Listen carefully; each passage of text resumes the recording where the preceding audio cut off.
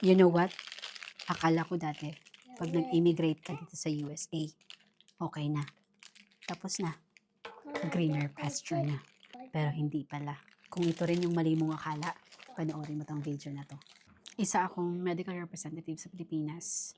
Hanggang sa naging caregiver ako sa Israel for almost 7 years bago ako napunta dito sa USA. Noong una, akala ko, pag nakarating ako sa USA, okay na lahat. Stable na, wala na akong poproblemahin. Pero hindi pala. Don't get me wrong, oo. Maganda ang government dito sa USA. May nakuha akong free allowances para sa akin at kay Matt noon. Nung pagdating ko dito. Pati medical bills ay libre noon nung pinanganak ko si Matt. Pero syempre, hindi naman ako pumunta dito sa USA para umasa sa government lang. So, nagtrabaho ko na nagtrabaho. Sa loob ng 5 months nang walang day off, 8 to 12 hours a day hanggang sa nagkasakit ako.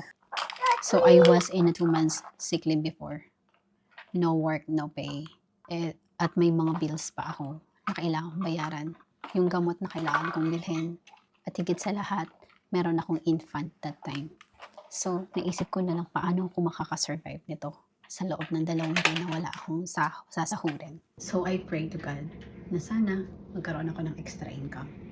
And then one day, I saw an ad ng isang ina gaya ko na taga-Canada sharing this business na nakatulong sa kanya para makapag-quit sa trabaho.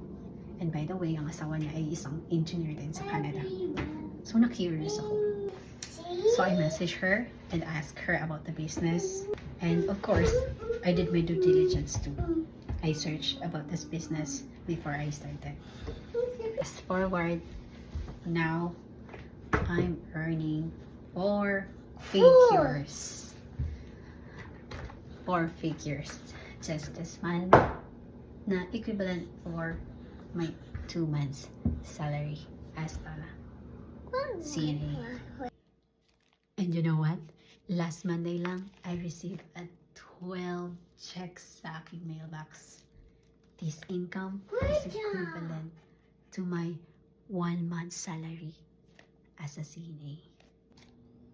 I believe that you deserve more than a paycheck to paycheck. And I believe that you and your family deserve more. More of you, not less of you. So if you're ready and you want an extra income, just message me or comment yes. And I will guide you. Okay? So yun lang. Kasi kailangan ko pang pakainin ng anak ko ng dinner. So bye for now.